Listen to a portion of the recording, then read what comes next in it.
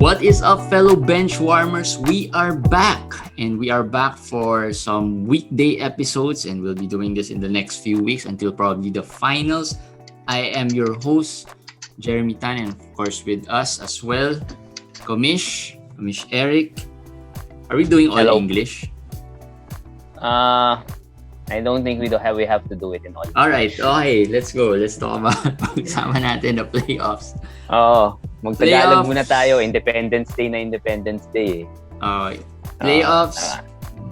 Playoff Roundup. We'll be doing episodes about the playoffs on weekdays and of course the weekly episodes. So let's talk about the playoffs quickly.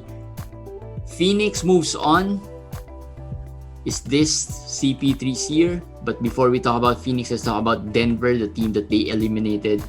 Jokic probably found his kryptonite. Nahanap ba niya? With Ayton. Hirap na hirap si Jokic with Ayton. And it was not just this series. I think throughout the season, he had some difficulties with Ayton. But yung sinabi naman ng Denver, what Phoenix coach said was correct. They told Ayton just to make it hard for Jokic. If you look at what Jokic did in the series, he got his numbers.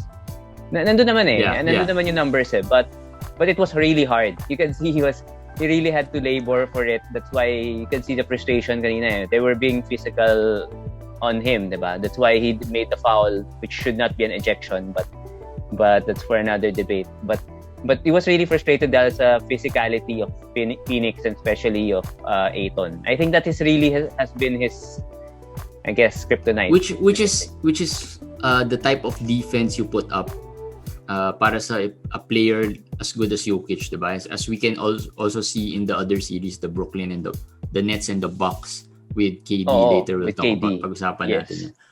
Pero yung Jokic, hot take ko lang, a little bit exposed yung Denver. A little bit exposed as a this team. Playoff. As a team, without Jamal Murray. In the regular season, it works Kasi, I guess, teams do not really scout everybody that well. Sa playoffs kasi, like sila Facundo Campazzo, sila, eventually, when the series wore on, sila Austin Rivers, wala I mean, yung galaw and yung moves hindi sila, wala kasing other star. I think in this league for the playoffs, stars do matter and if you look at actually if tinignan mo yung Denver, it's Jokic and nobody else right? That's what I was gonna ask you. What takeaway natin dito sa Denver series? Jokic and nobody else. So what do you think about Michael Porter Jr.? Kasi I was looking at Michael Porter Jr. as a second star this series. Kaya I had it at 6 or 7 games, pero Phoenix going on. Pero what do you think? What do you think of Michael Porter Jr.? What's your take? He may be, at this point siguro siya na yung the second star, diba? But in the series itself, he's probably the 4th, 5th, 6th best player between the two teams. Well, you could say that. Diba? So possibly. With that, if you deduce that or if you look at it that way, Phoenix has more stars. So even if nag-perform si Michael Porter Jr., I don't think they'll be able to beat Phoenix because of the depth ni Phoenix. Pero kaya I had Portland early in the first round. Nung first round kasi they had more stars so I didn't expect, well, it's just so happened that they had they were a pretty bad defensive team. So I think mas naging challenging talaga to sa Denver because Phoenix is a way better defensive team than the Trailblazers. But yun nga, yung MPJ take wala natin. pa. Ako wala. Is he a star? I mean, yung difference of the Portland and the Phoenix series was basically the wings, MPJ and Aaron Gordon. Yeah. They really sucked in this series. Sorry to say. So, kung may hot take man tayo, the wings need help. MPJ is still ways away from reaching the potential. So, malayo pa, yes. Malayo pa yung kay MPJ. Pero, fantasy-wise, siguro, I'll just put in a little bit of, I don't think this should be a parang worrying part for you guys. Don't forget favorite mo yan of course. Pero if you guys decide na parang ito yung MPJ, ito yung magiging MPJ sa fantasy, you'll be making a big mistake. So I think he's gonna bounce back. He's gonna bounce back, and he's gonna be featured more next year to Denver. So yun lang. But he sucked in the series. Let's talk about Phoenix. A lot of teams, a lot of fans do look at them as the favorites to win it all. Well, at least win the West. Do you? Hindi. Okay, so ito yung take ko about Phoenix. I think CP3 is getting lucky now. Okay, yung past misfortunes niya in the past playoffs, medyo inambunan na siya ng swerte. Kaya nga sinasabi ko lagi, in the group chats that I have, I think the best test talaga for Phoenix would be the next round. Because the next round, they'll be going up against more playoff tested superstars, regardless if it's Utah or the Clippers. Kasi ito, Denver didn't have Jamal Murray, that second star. The Lakers didn't have Anthony Davis. So and we all saw how Phoenix was with Anthony Davis there. Diba? Nakita natin yan first 3 games, I guess, diba? Yes. They were really having a difficult time. I think even if Chris Paul was healthy, nahirapan sila dun. So I think moving on, mas mahirapan sila, of course, without Chris Paul. But with Chris Paul, I think it would a healthy Anthony Davis. Medyo hirap sila. And it's the same way I can imagine if they go up against Utah or the Clippers. I love Utah, pero I think the Phoenix should be favored over Utah. But against the Clippers, it's a different story. Yan na naman tayo on the Clippers eh. No. It's just being realistic. You see the Clippers in this series, they're down 1-2. But the 2 games in Utah were close. It was close. I mean... Actually, the game 2, they were leading pa nga most of the way. Yes. Clippers, kalaban ng Clippers sarili nila eh. Kasi the Clippers have 2 stars who really, if they play to their potential, they should win the championship. So for me, pwede mong sabihin swerte si Chris Paul if they don't have to play the Clippers. Yeah. That's the luck that he would need to win the championship. Because if it's Utah, they have a big chance. They match up well against Utah, but they don't, record-wise, a regular season, they don't match up well against the Clippers. So we'll have to find out. Are they the favorites? At this point, yes. At this point, I'll put them because of what we will talk about with Brooklyn. So at this point, I would put the Phoenix Suns a little bit favorites for the championship. But this is Chris Paul. May balat sa puwet eh. Alam natin yan. May balat na si Chris Paul. So masyadong maaga pa to say na the luck factor is there until he wins that championship na without any injuries. Doon na lang sabihin natin na hopefully behind na kasi we'd like to see a very healthy Chris Paul in the playoffs and see how far he can take it, diba? Kasi parang sayang naman, medyo matanda na si Chris Paul. This might be one of the last runs. Pero last question for this Chris Paul. Is he better all time versus John Stockton? Is he better than John Stockton in your all time? Skill wise, yes, he is. No, how will you rank him? Not the skill-wise. Overall, I think pinaparank ka ng point guard. If he makes the finals, he takes over Stockton, I think. Okay. If he makes the finals. Pero pag wala, I think Stockton pa rin over. I agree. You just make one finals lang. One finals lang. He's over. Isa lang, even if they don't win. Yes. I agree. Okay, let's move on to the other series. The Brooklyn Nets and the Milwaukee Bucks. Turn of events. Bilis ganun talaga pag playoffs eh. One day you think this team has the major advantage and then the next day all gone. So Kyrie injury, that's the biggest news today. Didn't look good. Looks like it's worse than probably the Harden injury. So is Brooklyn in trouble at this point? Yes, they're in trouble. They're in big trouble. And how big is that game 3 now? If Milwaukee were able to sneak the win in game 3, they're up 3-0. They'll be up 3-1 now. Without Kyrie, I think they would still be able to win. You said Nets. Yeah. How big would that be if Brooklyn won that game?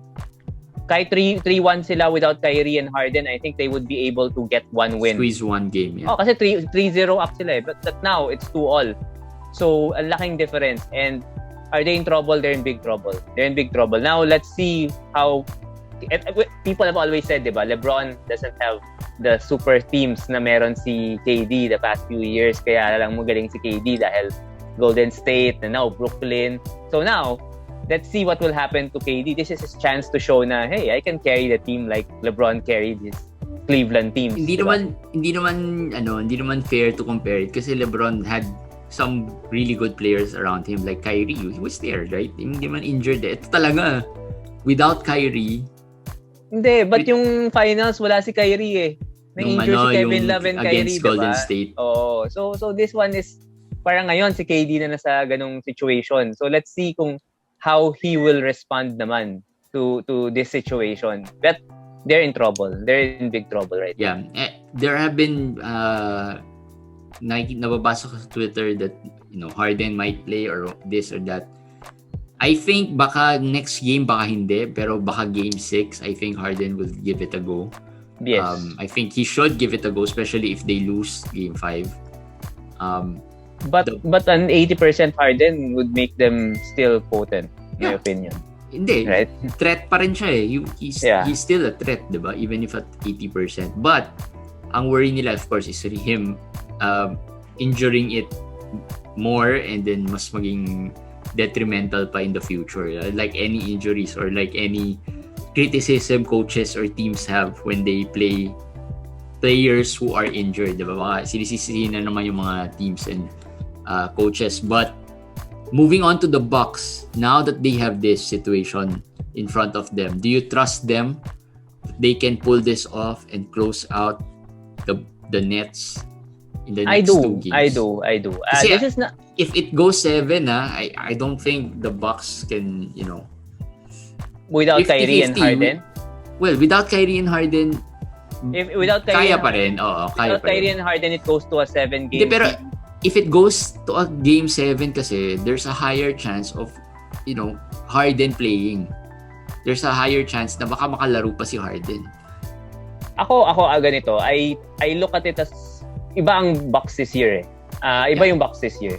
You can see naman they were down 0-2 but they were like, we can. Laban pa rin sila. So, the difference was Jrue Holiday for me. Yeah. Jrue Holiday's big difference. And if only Dante DiVincenzo was there, this would not be a story anymore. Easy win na sila sana. Pero without Dante, si Jrue has stepped up defensively and everything has stepped up. So I think, are they for real? Do I trust them? Yes, I do trust them. And I think if they get into the next round, whether wala si Kyrie dahil whatever, they'll be the favorite over whoever they face in the Eastern Conference Finals. Whether it's the Sixers or the Hawks. I think the Bucks Sixers should be the favorite. are dealing with another injury. Si Danny Green would be out. I think 4 weeks yata, 3 to 4 weeks. So yun. Ako, I still don't trust them, but I had them winning it all in one of the brackets. Mm-hmm. I don't trust them because I've seen how they are kapag very stagnant sila. Like Giannis was going back to old Giannis eh. Pero I think malaking bagay talaga si Jrue and si PJ Tucker I think has been big. PJ Tucker, yes, that's correct. PJ Tucker. That's their biggest signing siguro this year. And pinag-usapan niya namin one group chat. They could have had Bogdan pa. Remember? That seems a long time ago pero imagine if they had Bogdan in this team and then they signed PJ. Yun, that would be the difference maker. Tama ka eh. I mean, Giannis, my problem with the Bucks, that's why if it goes to a Milwaukee Phoenix finals or something, or Clippers, or even Utah, I won't pick the Bucks because yun nga, si Giannis yung when you need a bucket, it's not Giannis you would go to eh. So that is a big thing. You have to go to Chris Middleton. I mean, sorry to Chris Middleton fans out there kung meron, but malaking difference yun eh. From Donovan, from Kawhi, from from Chris Paul. He's not known to be not really clutch player, pero he's not yet there. He hasn't proven. Si Giannis? Si Middleton. Na Middleton okay naman, pero hindi pero kagaling. I mean, hindi siya yung superstar eh. Yeah. Diba? Hindi siya someone that can will your team to a victory ganyan. Giannis kasi wala eh. I mean, if it comes down to the end, parang Shaq and Kobe, they're correct. This is like Shaq and Kobe. Shaq deferred to Kobe in the fourth quarter because he can't shoot free throws. And this is the same thing again. It's the same thing again. Ngayon, deferring to Chris Middleton and Drew Holiday. So, do you trust those two players in a series against better competition? I don't think so. A team with more experience in clutch players, I guess. Yeah. Like Chris Paul or Kawhi.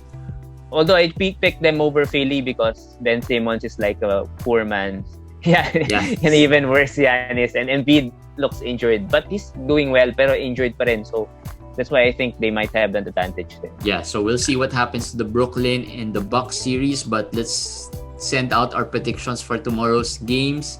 Jazz versus Clippers, currently at 2-1 in favor of the Jazz. Who do you have winning tomorrow's game?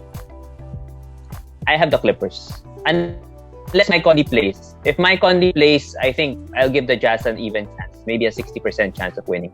But without Conley on the road, unless Donovan Mitchell really proves me wrong at mag 50 points siya ulit or mag 45 at mag supernova siya, I have the Clippers tomorrow. Yeah, I'd like the Clippers to win. I just don't like the Jazz. I mean, they're good team pero not exciting eh. Pero if Conley plays if healthy si Conley, solid. Iba na. Different story. Yeah, so I have the Clippers tomorrow, 76ers and the Hawks. Who do you think? Without Danny Green, I know parang small time name lang si Danny Green pero I think with the championship experience and yung playoff experience ni Danny Green, medyo big deal din yan for them. I'll go with the Hawks. I think the Hawks will win tomorrow, then they'll lose the game 5 and 6. Is it Hawks, Atlanta, no? Sa Atlanta. No? Yeah, in Atlanta. I'll just have them one more game. One more win for them in their magical season. Tapos na. Kasi may angas yung Atlanta. I think they'll try to fight for one more. Pero overmatch din sila eh. You can see it eh. Even without Danny Green, I think kayang-kaya ng Sixers. Pero I think tomorrow will be their game pa rin. Ako, I'll go with the 76ers tomorrow for the 3-1 lead. Kasi nga, after game 1, they've been dominating the Hawks. Not even, that's true. Not even close, diba? So, parang baka first game shock lang yung nangyari. Or first game, Possible. High, na adrenaline lang ng Hawks, diba? So yun, guys, that's our playoff roundup for today. We'll be back on today? Monday, on Wednesday. Wednesday. We'll do this every other day. So we'll see you again on Wednesday. Bye, guys.